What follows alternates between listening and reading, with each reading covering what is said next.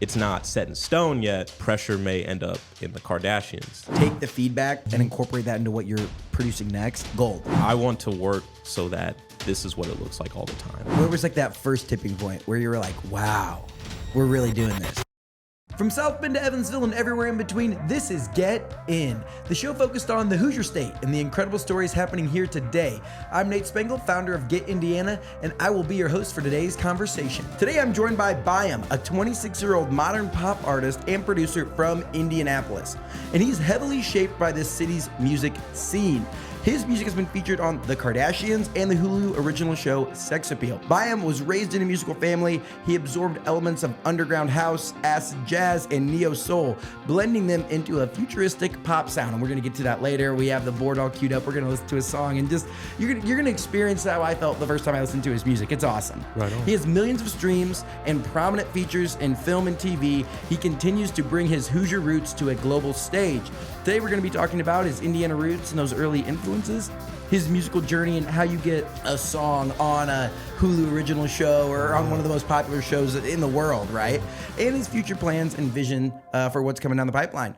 BAYEM, welcome to Get In. Hey, thanks for having me, Nate. Dude, I am pumped about this one. We were just talking about, before we started rolling, Indiana and Indianapolis specifically, is missing a modern musical artist that's really blown up. Obviously, we have John Cougar Mellencamp, right? South, like Michael Jackson from Gary. You have these older, rock and roll, Prince of, or King of Pop, all this stuff. But modern, like, we don't really have anyone that's crushed it and knocked it out of the park. I don't believe. I don't know. Am I wrong? Not that I know of, no. No, Yeah, right? yeah. And it's like whether it would be a modern pop artist or even like a modern country artist, like you would think we'd have somebody, but no, I don't. From what I see, and I like music. I listen to a ton of music. So we're really missing out on this one that like blows it up and goes like global, international. And it's like just down the street in down 65 in Louisville. Like you've seen the rise of Jack Harlow in the last 5 years, maybe. Oh, yeah. Like one of my buddies was a huge Jack Harlow fan before the pandemic. Yeah. And he's like, dude, it was a Sunday night. He's like, I got these tickets, dude, to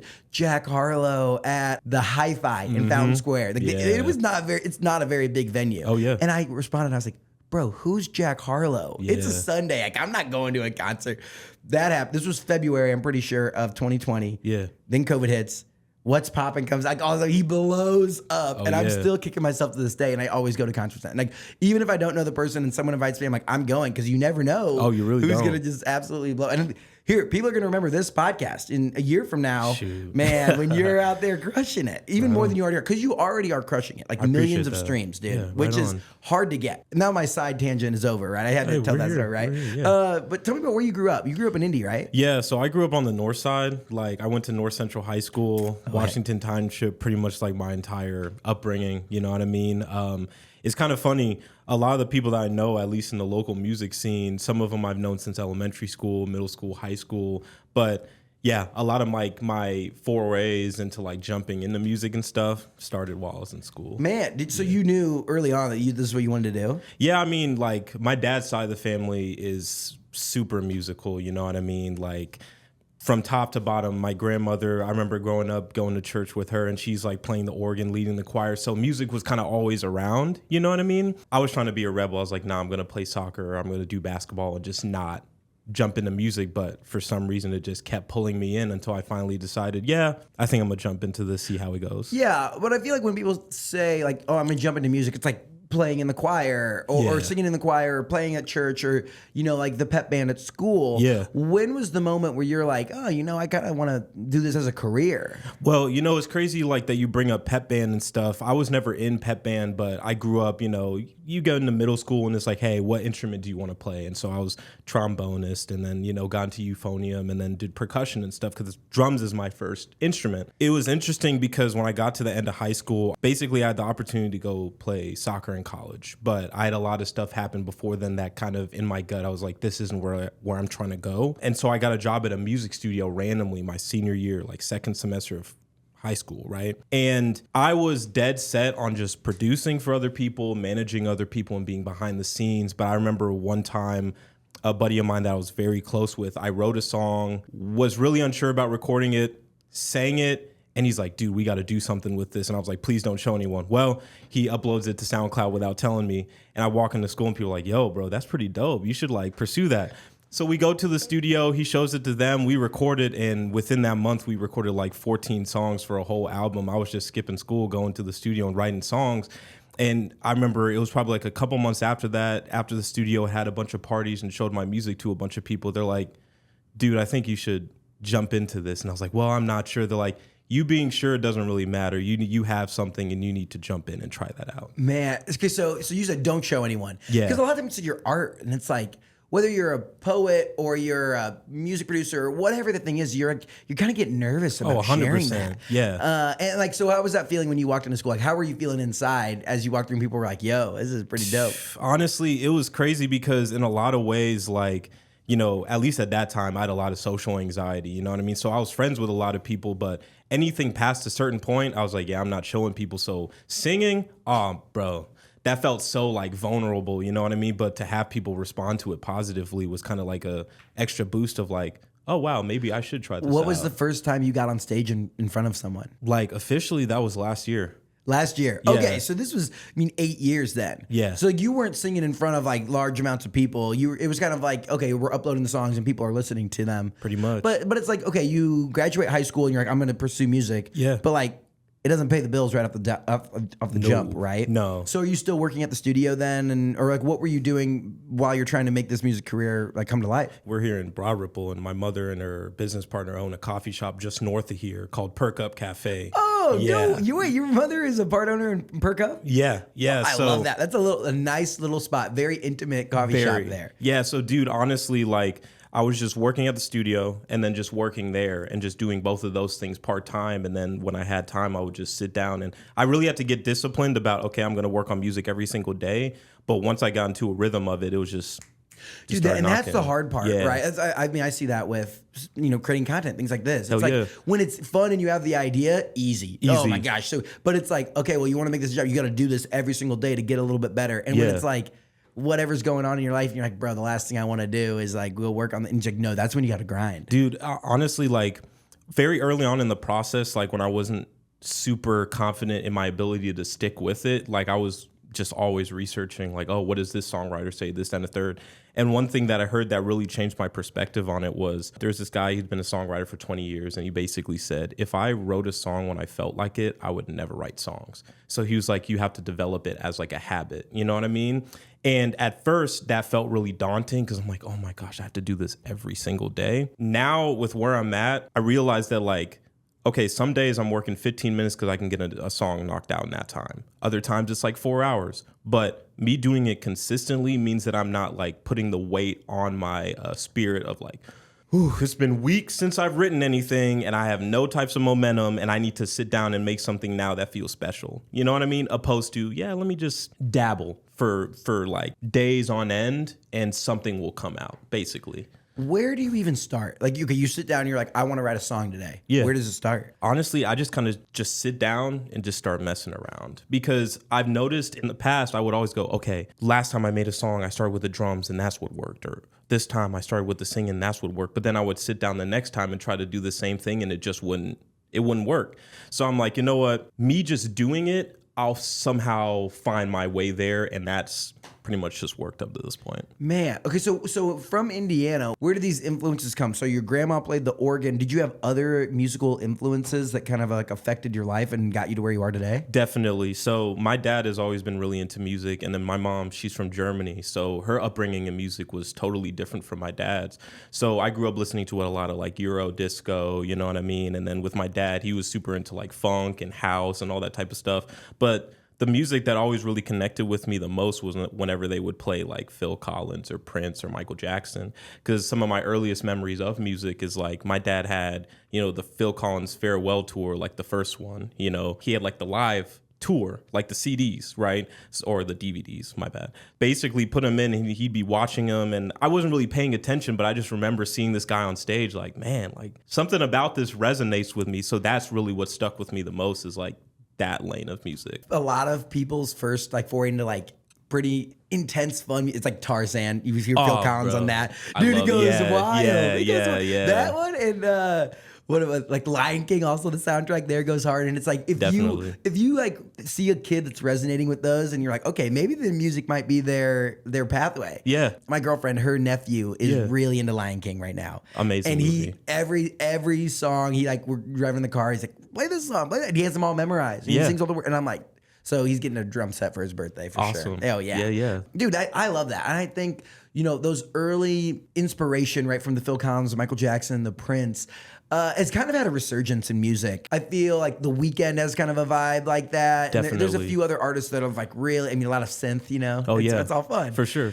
I love that, dude. Okay, so where was the moment when you thought like, okay, this is full on the career that I want to do with my entire life? Like the inflection point. Even when I started doing it, the goal was to kind of be at this point. You know what I mean? Where things are basically at a tipping point. But the moment it started to feel really real was actually when a buddy of mine named Idris introduced me to the label that I work with now. I was working on a project with a good friend of mine. He was going to Purdue at the time. His name's Turner Dunlop. And we were working for like a year on this project. And I remember when we started showing people the music, people were like, bro, this is pretty cool. Like, I don't know how you guys came up with this, but this is really cool. And, at the time I was like, yeah, they're just kind of saying that, trying to be cool. But when a label was like, yeah, we like this, that's when it really started to feel real. Take me through that process. Like when you say a label and you get this introduction, like what does that look like? So basically, my buddy Idris, he had worked with the guys that run the label beforehand. They were a creative agency for a long time. It's a label called Absorb, right? When they were making the jump into like artist management and running a label, they had contacted him and said, hey,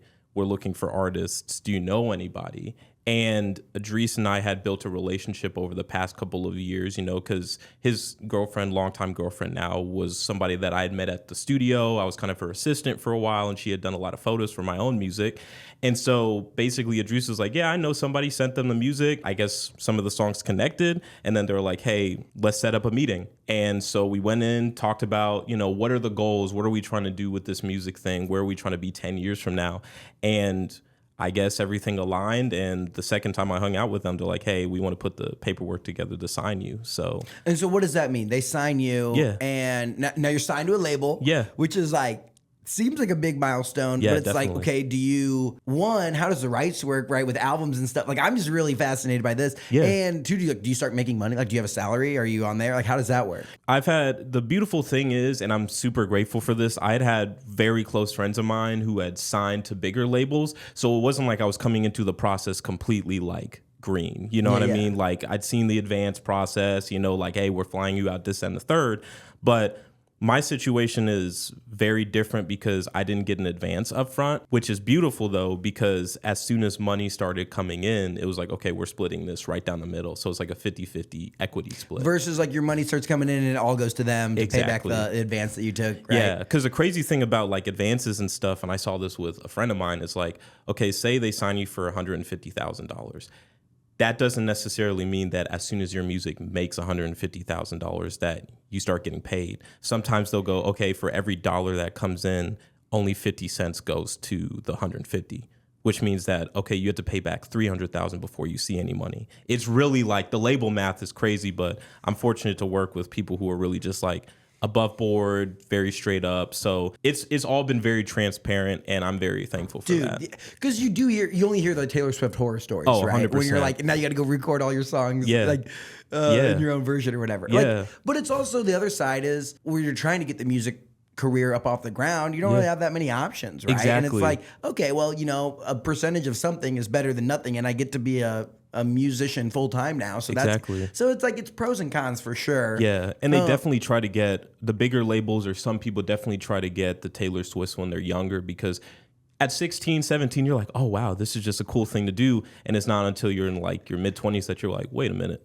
Wait, I'm making billions of dollars? Like, I'm making hundreds of millions of dollars or whatever it is, like $100 million every time she plays a show. Exactly. It's like, I would probably want to renegotiate that a little bit Exactly. too. Yeah. Man. Okay. So you start to get rolling, and then you sign with the label. Yeah. And where do you go? What do you do? What happens after that? So as we're like basically negotiating the contract and everything, we flew out to LA to work on Pressure, right? And we worked on Pressure, and then my second song that we put out through them, titled Thrill. And so the crazy thing is, like, my label situation has been very different than what I saw out of like my friends and stuff, because the label I signed to was like much smaller, very like startup basically, or at the time was startup. The relationship is so much deeper. So my manager, Owen, and then the guy who basically is our producer, his name is Jared. From day one, it was like, this is how you put a song together in a certain way.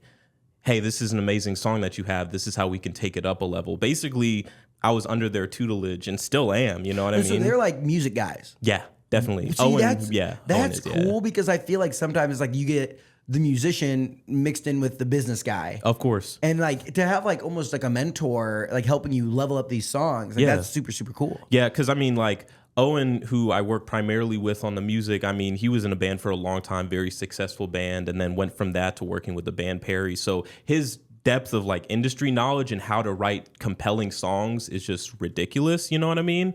So when I'm bringing in songs to him, like, there is a full trust that he's looking at it from a standpoint of not like, oh, is this trendy? Is this going to be cool? And more of like, is this just going to be great? Is this going to be compelling? Are we hitting a certain level of like excellence?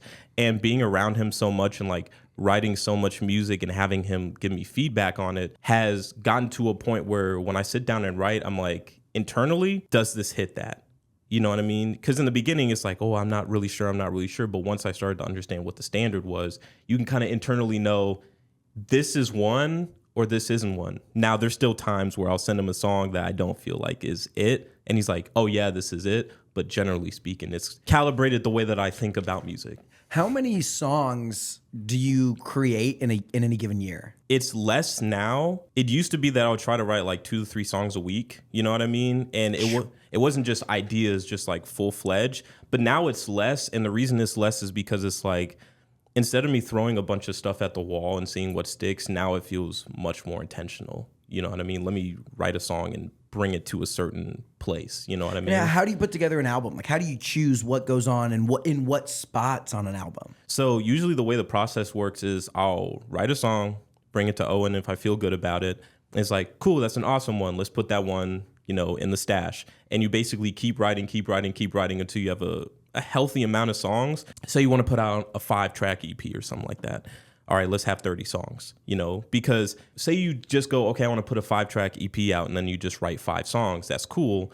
But if you write more, then it's like maybe song number 25 is better than song number 4. You know what I mean? You're just casting a wider net to give yourself a better opportunity to put out the best possible work. Man, yeah, that's fascinating. Right. Okay, so you signed with the label, and they signed you based on the project that you kind of had laying in wait. That, and I think, I mean, they would tell you better than I would, but I got the feeling that it was like off of those couple of meetings we had, we saw where we wanted to go in a very similar light. Like, how are you quantifying success at that time? Like, where were you at in your journey pre-label, and then give us a glimpse of where you are now? So pre-label, honestly, I was just happy to put music out, you know what I mean? Were you putting it out on Spotify? Yeah. Okay, so you like were kind of doing it all yourself. Definitely. I was fortunate to have amazing creative minds around me before I got to the label who were like, hey, what if we did concept projects and basically help bring those concepts to life, you know what I mean? And so when I started working with the label, it was basically that times 100, where it was like, before I had like some real tight budget restrictions of like, yeah, I want to do this, but I can't do that. And it was like, well, let's try to do that to the best of our ability, you know what I mean? And then when I really started working with the label, a big thing that changed was, all right, let's start looking at it instead of, okay, we're trying to take the big leap, let's take the stairs, the small steps, the small little wins that basically build up over time and lead to the tipping point of like, wow, we're really doing this. So that's the biggest thing that changed. I love that. Yeah. Okay, so where was like that first tipping point where you were like, wow, we're really doing this? You signed the label and you fly out to LA, you're bringing pressure to life. Yeah. And what happens? Honestly, that was probably the big tipping point, even though we were still just developing it. Like, I had been to LA in 2019 with a buddy of mine, you know what I mean? He had just signed and they flew him out and he was like, yo, come with me, this and the third. But when we went out and we're working on Pressure, that felt surreal. In a lot of ways, it feels like, even though that was like 4 years ago, it doesn't feel like that happened. You know what I mean? I'm like, wow, we were really out in LA working on this song. And that was my first time going through the process of, all right, let's do a bunch of takes. Because before I was used to 5 takes, 5 vocal takes, and we're done. But that was like, let's keep going. And that was the first time I really like pulled back the layers to see what was really possible, and hands down changed my entire view of how I need to be working. How long on were you music. out there? We were out there for a week. Yeah. And working on one song. That song and the song called Thrill, but those were the only 2 songs we worked on. It was like 10-hour days. But honestly, it didn't feel like 10 hours, though. It just flew by. We were just in it. Because that's kind of like a first layer of a dream, right? It's like, we're out in LA working on music. Like, I signed with a label. This is sick. Yeah. Okay, so you're out there for 10 days. You come back home. Was it easy to keep working hard when you were in Indiana? Oh, for sure. Okay. For sure. Because honestly, it felt similar to when I came back from LA in 2019. I remember, because, that flight back from LA is strange, where sometimes you get in at midnight, but that flight we got in at like 5:30 in the morning, and I didn't have to work that day. And I remember we got off the plane, my buddy gave me a ride home, and I went straight from there to the studio because I was just so incredibly motivated. Even when we got back from recording Pressure, I was like, I want to work so that this is what it looks like all the time. And did you ever think about, hey, let's make the transition and go live in LA full time? Oh yeah, that's still on the docket. You know what I mean? It's like the way I looked at it was, okay, we have something growing here. When I first started working with them, it was like, let's take these baby steps so that something like that becomes like a full-time reality. You know what I mean? And so that's where my energy has been for the past however so many years now. It's just, let me just get better and better and better and better. Because the way I always saw it was, you go to a place like LA or New York, one of the big industry towns, you want to go there sharp. You want to go there basically at your best, because it is incredibly competitive. There, Nashville, LA, New York, there's more than 1,000. There's 10,000 young, hungry artists trying to make their way. For sure. I talked with Ephraim Owens. He was on The Voice from Indianapolis. Okay. And he said something kind of similar. It was like, you can meet really, really good minds, and like you can stand out a little bit more in Indianapolis. For sure. Get yourself sharp, and then spend your time out in these big cities, like really coming in there like, wow, this guy from Indy is sharp, right? Exactly. Yeah. And I think that's actually like the beautiful thing about Indiana, is that this is an amazing staging ground. Like, this is the place to try a bunch of new things, experiment as much as you can, try to get as sharp as you possibly can, because then when you go to places like that, it's like, wow, this person came out of nowhere, but you've just been working kind of offshore for a while. How did you end up getting your songs on some hit television shows? The song that ended up in Sex Appeal, Joyride, but not too long after that, it got featured in one of Spotify's official playlists, the Fresh Finds Pop playlist. And you were the cover, right? Yeah, that was wild. Yeah. All right, folks, if you're in the mood for some seriously good eats, let me tell you about the HC Tavern and Kitchen in the heart of the Fishers District. It's the spot whether you're grabbing a business lunch, brunch with friends, a romantic dinner, or just hanging out and enjoying some cocktails. They have huge culinary classics like the world-famous St. Elmo shrimp cocktail and the filet sliders, as well as dishes you can only find at the HC Tavern, like the lobster cargo and the spinalis steak. I mean, come on, does it get better than that? And you know what's awesome? It's right near all the action, close to the Fishers Event Center, IKEA, and Topgolf. So no matter what your day's looking like, a stop at the HC Tavern and Kitchen just makes sense. The vibe is super welcoming with a touch of class. Perfect for any occasion, whether you're out with friends or making it a date night. So whether you're in the area looking for a fun night out or looking for a place to grab a bite after shopping, swing by the HC Tavern and Kitchen. You'll see what I'm talking about. Good vibes, amazing food, and amazing hospitality. Now let's get back into it. Yeah. Dude. Yeah. Did you know that was going to happen? How does that, they just put you on there? Pretty much. It's like an algorithmic thing. Yeah. And all of a sudden, like, someone sends you like, yo, you're on the cover of this. Well, it was funny, like, I used to do this thing where, when we would put out a song, I would just like refresh Spotify every single day and just go, oh, what do the plays look like? And so I hopped on one time, and, at the bottom of your artist page, it says featured in, and it's like, oh, all the like playlists that individual users make. And then I remember looking down, it said Fresh Finds Pop, and had like a little picture of me on it. And I'm like, wait a minute, what is that? So I click on it, and it was like the Spotify official playlist. I'm like, wow, that's... And how did that change your plays? Honestly, it changed my plays in a lot of ways. Basically, it brought not only plays attention, but that's how we got the connection that ended up getting everything in like Sex Appeal and the Kardashians, because they emailed the label, my management, and basically said, hey, we found the song Joyride on the Spotify playlist, this, that, and the third, worked out an agreement where it's like, hey, you guys get paid. When we get paid, we want to get your music into, film and TV. And within probably like 5 months, they had already secured the sex appeal placement. And then Wait, Spotify had secured that? Or no, the company that reached out to the company us. that reached out from the label. Okay, Yeah. There's companies whose whole job it is to get music placed into film and TV. Like that's their whole grind, their whole hustle, right?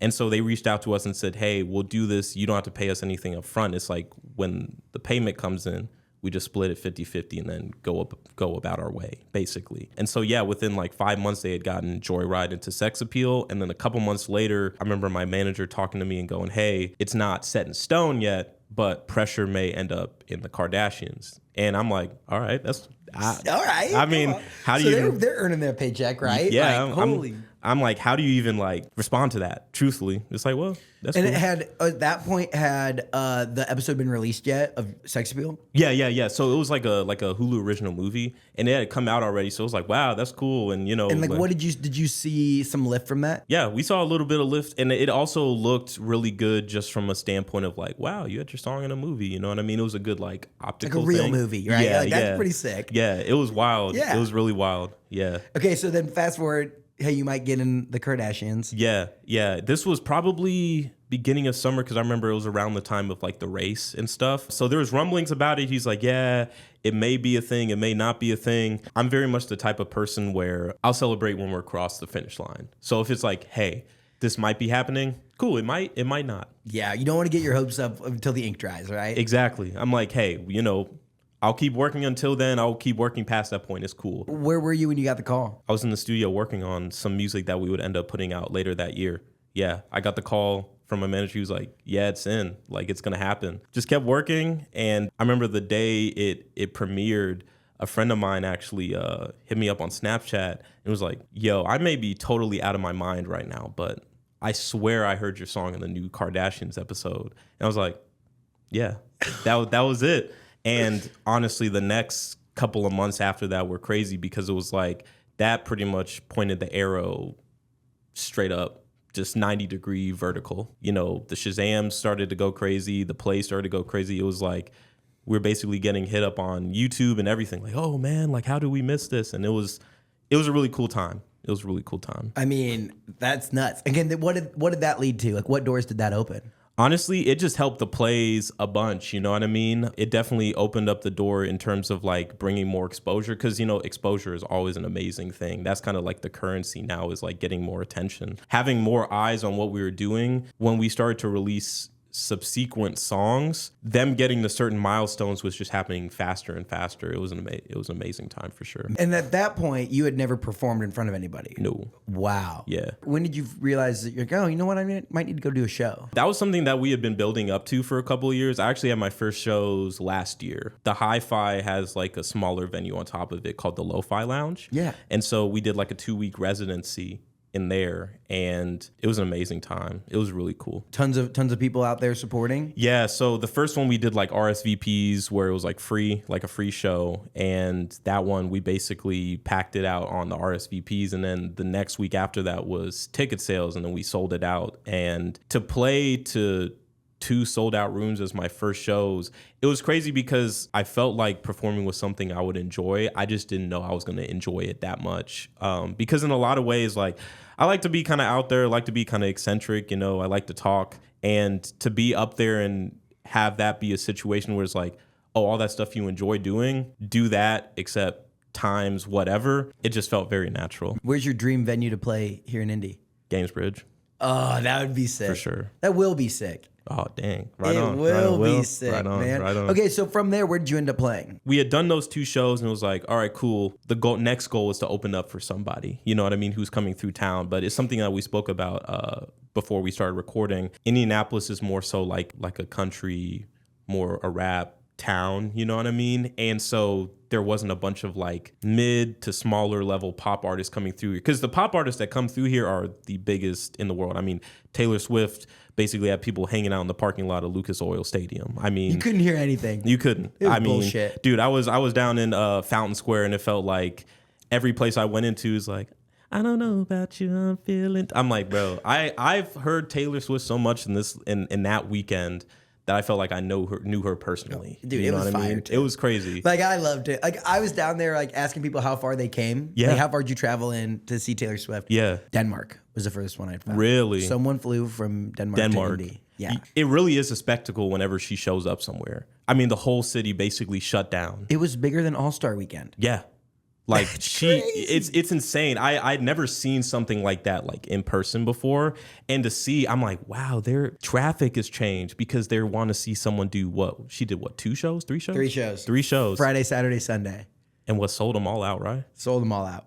And there were people that drove. I met people that drove from far away, like North Carolina, Ohio, without tickets. Oh, yeah. There's like, we're trying to scalp some at the last second. There were maybe 100 people with signs. Yeah. I saw one sign that was like, boyfriends, husbands that don't want to be here, like you could help make a little girl's day. Yeah. Like don't go, like give up your ticket and go watch football. Hell yeah. It was crazy. It was insane, dude. Yeah. Okay, so what would be the dream artist to open for, like in the next year or two? When Taylor was here, I was like, you know what, that would be a hell of a reach. But that would have been a cool one to like open up for. Yeah, I mean, you know? insane. Because I think in a lot of ways, bro, you know, she has been pop music for the last 15 years. That would be someone cool to open up for.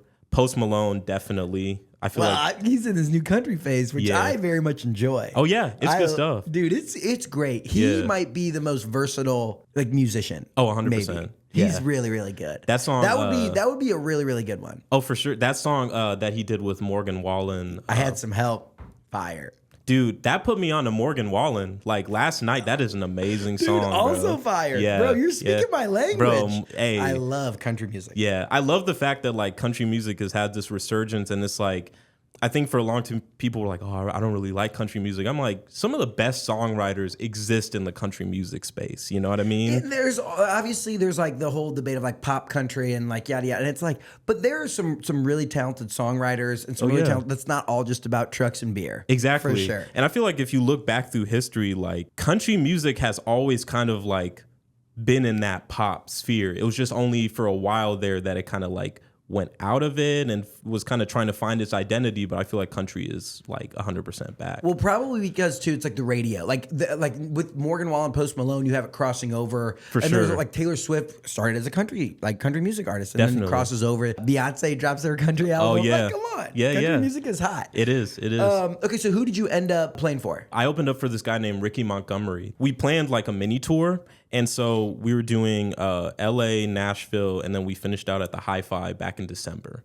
And right as we're about to go out and like do these shows, Michael, who's our like strategic partnerships guy, he gets contacted by someone from Old National, and they're like, "Hey, we have this guy coming through. Would you want to open?" It was literally like a week before we were gonna go to LA, and we're like, "Yeah." I mean, it just made sense, and it went off. It went really well. It went really well. So you go from playing the Lo-Fi Lounge, at the Hi-Fi building, to opening up at Old National for what was his name? Ricky Montgomery. For Ricky Montgomery. Yeah, it was the deluxe room, so it was like the basement venue. You know what I mean? Amazing venue. The staff was great. Everyone was really cool. How many people roughly? I think they said it ended up being like 700. Dang. Yeah. And I mean the Lo-Fi Lounge is about 100, 175. I was gonna say somewhere in there, right? 150. Yeah. So it's like you're 7x, right? Yeah, it was a jump. It was a jump. And then you end up going out to LA? Yeah. And how was that? It was crazy because the venue that we played in LA was this place called the Peppermint Club. I've heard of that. Yeah, it's West Hollywood, I think. Yeah. And it's crazy because back in 2019, when I went to LA for the first time, I was 20. The reason we were out there was because my buddy 1996 Montana, shout out to 1996. Great guy, amazing songwriter. The label he signed to was this one called 88 Rising, and they had this festival every single year called Head in the Clouds. And so they were like, hey, we want you to come to the festival. We'll put you up in Airbnb, this, that, and the third. So we go, and you know, the day was amazing. Joji performed. It was a great day all around. And I didn't know, we knew there was going to be an after party. We just didn't know it was going to be like right after the show. And so we're on the party bus on the way to the club, and we're having a great time, this and the third. And it's probably like 10 minutes before we pull up that Montana's like, wait a minute, you're not 21. And that pretty much killed my entire like high. I was like, wait, Yeah, I'm not 21. And we're like, okay, so we're going to sneak past the bouncers, this, that, and third. Man, we pull up, there's 3 bouncers checking IDs. I'm like, crap, bro. So I tell Montana, yeah, go ahead and call the Uber. At that exact moment, Montana's manager was like, hold up, wait. Yo, Phil. And on the side door, there's this guy that Montana's manager knew. And he's like, oh, Tevin, what's going on? He's like, yeah, I'm cool. My buddy BAYEM here, he's in VIP. And Phil looks at me and is like, you're in VIP? I'm like, yeah, I'm in VIP. So he basically sneaks me into the club, right? And so I'm in there and I'm like, whoa, I'm in like an industry party right now. This is crazy. Had a great night. Probably drank way too much. Haven't really even drank since then. But fast forward however so many, 5 years. And when they told us, hey, you're going to be doing a show in LA. Oh, where at? The Peppermint Club. I'm like, wow, that is like an insane full circle because that moment. was the club? Yeah, same club. So going in and walking in, it felt so surreal because I remember when we got back from LA and I was like working in the studio, like internally I was like, I have to get back there. I have to. So to be able to get back there with the help of an amazing team, got to shout out the team always. To be able to get back there and do a show there with other like LA artists that was really cool. That's nuts. Really cool. Were there anyone notable at that party? Joji was there. Rich Brian was there. It was pretty much 88 Rising's whole like roster of people. That's sick. It was real dope. Yeah. Dude. Yeah. Unreal. Yeah. So what's on the future? What's coming down the pipeline for you? So honestly, we're looking to just continue putting on music. Would love to like open up for someone on tour this year. Who's coming through town? Like who do we have circled? I have no clue. I've just been focused on like writing the music and everything. I have an amazing team who does a great job of like keeping their finger on the pulse of who's doing what. I'm sure whatever it ends up being is going to be amazing. So heck yeah, dude. Yeah. I love that. When can we expect more music coming out from you? It's in the works. Oh. That's all I can say. It's in the works. It's in the works. It's in the works. Hey Hoosiers, let me tell you about Keller & Keller, a respected Indiana-based law firm that's here for all of us, from Evansville up to South Bend. They've been serving Hoosiers since 1936, and they really know what it means to fight for the community. These guys have recovered over $1 billion for their clients. Yes, that's billion with a B. That's a serious track record of getting results. And here's something that should really make your wallet feel good. They have a 0-fee guarantee. That means you don't pay a dime unless they win your case. Talk about peace of mind when you're hiring a lawyer. So if you've been injured here in the Hoosier State, don't hesitate to call 1-800-2-KELLER to get the support and guidance you need. They mean business. Now let's get back into the episode. I love that. All right, well, we're going to round out the show. We're going to talk just some fun kind of rapid fire questions and pieces of advice and stuff like that. For other Hoosiers that want to break into the music scene, what's your best advice for them? Music is interesting because it attracts a lot of people who aren't down with the 9 to 5. You know what I mean? The funny thing is, I feel like a lot of the same things that will help you do well in music are the same things that would help you do well in like corporate or in 9 to 5 work. Being a good coworker, just being a good person in general, you know what I mean? Networking really well, and then just making sure that you're bringing forth the best quality stuff that you possibly can. And I think coupling that with the attitude that, you know what, this is my best right now, but I'm also down to accept and like take in and internalize feedback so that I can get better, that by itself is going to do wonders. I think that is an underrated piece of any type of creative. Mm-hmm. A lot of times it's like, well, this is my vision, this is my this, but like being able to take the feedback from whether it's a mentor or the people that are listening to your music or whatever it is, and incorporate that into what you're producing next. For sure. Like gold. Exactly. I mean, incredible. Yeah, have a self-confidence, but don't allow it to get into a place of like ego. You know what I mean? You can develop an ego when like the laws of nature no longer apply to you, which is like never. So, you know what I mean? It's like stay level-headed and understand that there's always another level you could aspire towards. You're 26 now. Yeah. What's the goal by 30? I'd love to be doing full headline tours. I know what that would look like in terms of what I need to do to prepare for that, but I feel like the beautiful thing about working with the label that I've worked with is they've never put me in a situation that I wasn't ready for. You know what I mean? Even when Pressure came out and was doing really well, there was never like we're going to force this into a place of you got to be ready right now. I've had time to really refine, develop the right habits.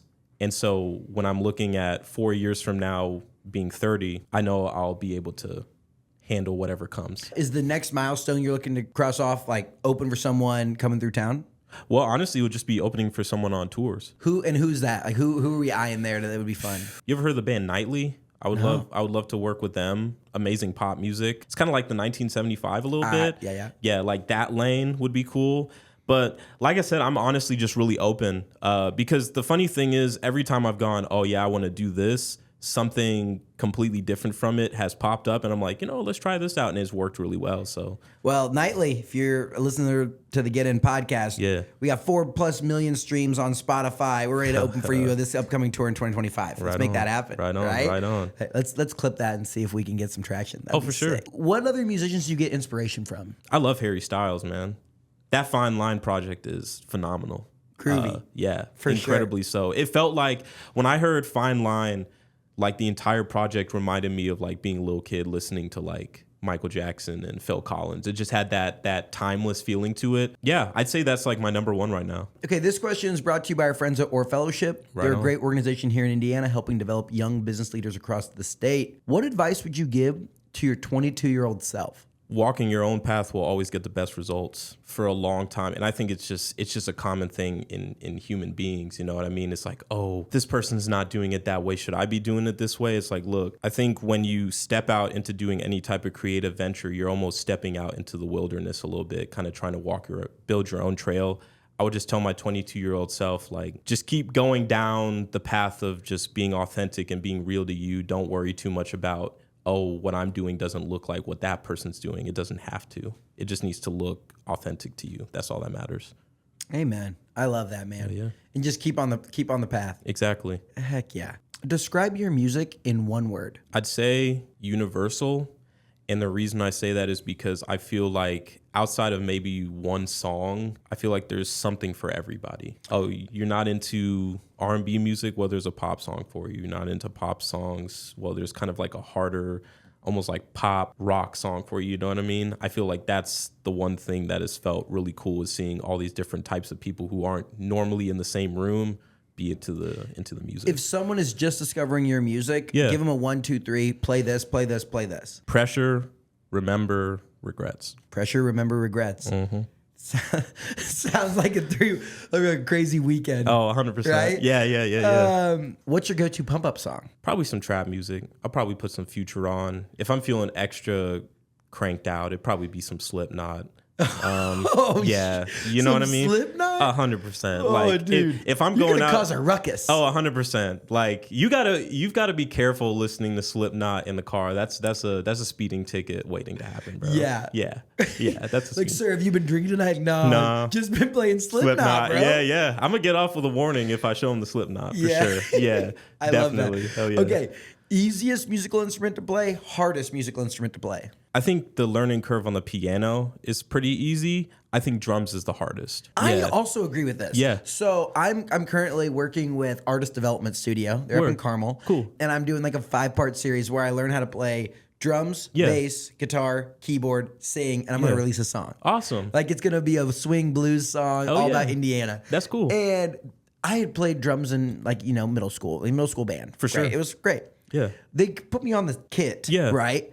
Dude, your left hand's doing something, your right hand's doing something, your left foot, your right foot. And I'm like, bro, it was so hard. Yeah, dude, the coordination is crazy. And I think, too, when it comes to like piano and guitar, not to diminish at all what you can do on both, but I feel like you can lean into technique pretty heavily with both of those. I feel like with bass and with drums, it is so feel-centric. Like, because you're the metronome of the entirety of the song. Yes. You have to feel that, like, and if you just don't feel that, then it's tough to even play. I went from drums to bass. Yeah. And bass was, I had never held a bass guitar. Oh, yeah. Within a 1-hour lesson, I was like, oh, this is groovy. Oh, 100%. 100%. Because yeah. it's two things, right? It's like your hand and your hand. Exactly. But like, I was like, oh, I'll pick up drums so easy. No, it was so hard. Yeah. So now I'm excited. My next one, I think I'm going to go guitar and then keyboard and then vocals. sure. And we're going to see if we can drop a song by the summer. Hell yeah. Who's your all-time favorite musical icon? I think Prince is up there. Kanye's up there.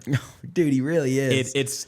It's crazy, man. It's crazy. Like, I think he's gone off the deep end a little bit, like mentally. Well, a lot of it. I'm saying a little bit. But his run from like 2003 to like 2013, I don't know if we'll ever see something like that again. Crazy. I mean, every album was a classic. I just had Joey Camus on the show. Okay. And he designed shoes for Kanye, like Really? three projects with him. Yeah. And he was like, he was crazy. He said he's like definitely went off the deep end, but like working with him, it was just nuts. Oh yeah. You're talking about like college dropout, late registration, Yeezus. I mean, all of those projects, you can tell how forward thinking he was, because with those early projects, they came out and were instantly hits. But then like 808s and Heartbreaks and My Beautiful Dark Twisted Fantasy, they came out and people were like, I don't really know about him. And then 2 years later, when music just sounded like that, it was like, oh, wow, he was ahead of the curve. You know what I mean? Kanye's been on this. Yeah, he is. He has. I'm not saying this is a pro Kanye podcast, but you have to respect the art, not the artist. Yeah, he was like, when people started talking about separate the art from the artist, that was the first person I thought of. Yeah, amen to that. Yeah. Okay, last question of this lightning round. Word. If you could only play one venue in the world, you could play as many shows as you want there, but one venue, what would it be? Probably Wembley.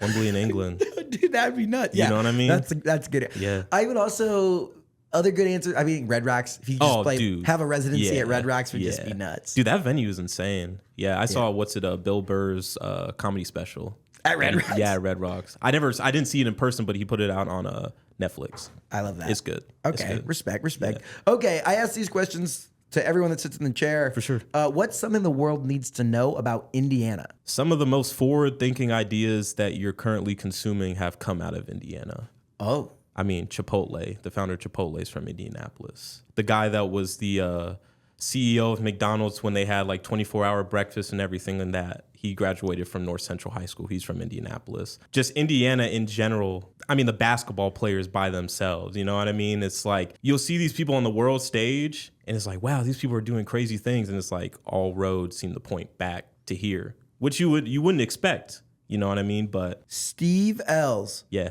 Born in Indianapolis, Indiana. Yep. Founder of Chipotle. Yep. No Even way. the guy who American Horror Story, he's from here as well. I had heard that one too. I got that one wrong. Wow. This is it. So Steve Ells, the guy who founded Chipotle, born in Indianapolis. Where did you know? Did he go to high school here? I have no idea. Because he ended up going to Colorado Boulder, but Steve Ells. He's a Hoosier. Let's get him on the show. Yeah. I love that. Okay. Forward-thinking ideas coming out of Indiana. I totally agree with you. You know what I mean? What is a hidden gem in Indiana? Hot Boys in Fountain Square. You got Siam Square and Fountain Square. You go down to Bloomington, you can go to Mama Bear's. There's just so much good food like in Indiana. I love that you started with Hot Boys too. That's fire. Yeah, I love Hot Boys. Like if you think like Dave's Hot Chicken is good, it's all right. Yeah. But Hot Boys is phenomenal. Yeah. There's another location up in Carmel too. Yeah. Dude, unreal. You got to go check out Hot Boys. Yeah, shout out to Hot Boys. They're one of their owners, Aaron, great dude. He's the man. He helped out a lot with that show in December. I mean, like basically when we told him about it, we got posters to him, and like all the little napkin holders had the poster in it. So shout out to Aaron, shout out to Hot Boys. Dude, amazing people. Aaron is the guy. Yeah. I love that. Okay, final question of the day. Who's a Hoosier that we need to keep on our radar? Someone who's doing big things. There's this R&B artist. Her name is Maida. She's already worked with like Kay Trinata and Pharrell and Chris Brown. She's from here. She's really good. She's really good. Okay, what was her name? Maida. It's spelled Maeta. Maida. All right. Yeah. We're going to have to keep her on our radar Yeah. and show her some love. Yeah, she's I awesome. love it. Well, to end the show today, we're going to do something we haven't done before. We're going to play Pressure on the way out, and we're going to just vibe to it for a second. So everyone knows you need to go, where can they find your music? Where can they find you, connect with you, all the things? So basically, if you use any social media platform, I'm mostly on Instagram. I'm on X sometimes, or a lot as well. But on Instagram, it's BAYEM, BAYEM. And then you can check me out on Spotify, SoundCloud, I don't know, LimeWire, if it still exists. Where did the name BAYEM come from? So my grandfather, he's from Cameroon, rest in peace to him. And so he came from a really small tribe up north. So when it was time for my siblings and I to be named, my parents wanted us to have like tribal names. So BAYEM is a tribal name, and it means the one that does good unto others. That's a mic drop right there. Oh, right on. Man, thanks for coming on the show. Thanks it was for having spectacular. Me, and I'm excited to watch you continue to flourish and keep making the Hoosier State proud, man. Hey, thanks for having me, man.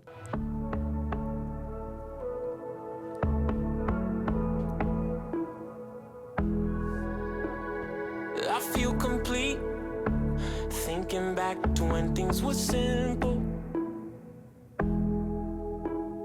I'm moving on, but now I'm stuck somewhere in the middle. I changed up a little, got pushed down a little. I stayed up alone, but now it's alright. I walked down the road, I cried in the cold. I survived it all, it was all in due time. Pressure, I'm not the same. Oh, pressure. Oh, pressure. Oh, pressure. Pressure. Always gonna change. Oh, pressure. Coming under pressure. Look through these streets. Memories of when we were civil. I died in your arms. Bled until we burned out the evil. And all this makes me whole. Pressure. Yeah. I'm not the same. Oh, pressure. Oh, pressure. Oh, pressure. Pressure. Always gonna change. Oh, pressure. Coming under pressure. I'm always feeling pressure. I'm not the same. Oh, pressure. Oh, pressure. Oh, pressure. Pressure. Always gonna change. Oh, pressure. Coming under pressure. I changed up a little, got pushed down a little. I stayed up alone, and now it's alright. I walked down the road, I cried in the cold. I survived it all, it was all in due time. Pressure. I'm not the same. Oh, pressure. Oh, pressure. Pressure. Always gonna change. Oh, pressure. Coming under pressure. Pressure. I'm not the same. Oh, pressure. Oh, pressure. I'm always feeling pressure. Always gonna change. Oh, pressure. Coming under pressure. Fire. That's a wrap. We'll see you next time on Get In. Thank you for listening to this episode of Get In. If you like what you heard, make sure you leave us a review wherever you listen to podcasts. This show is made possible by our friends up at Sweetwater. Whether you're looking to start a podcast or take your content to the next level, click the link in the description to see all of my gear recommendations at sweetwater.com. If you want a behind the scenes look at everything we're doing across the state, make sure you follow me on Instagram and TikTok at Nate Spangle. Thank you so much for listening and being part of what makes the Hoosier State great. We'll see you next time here on Get In.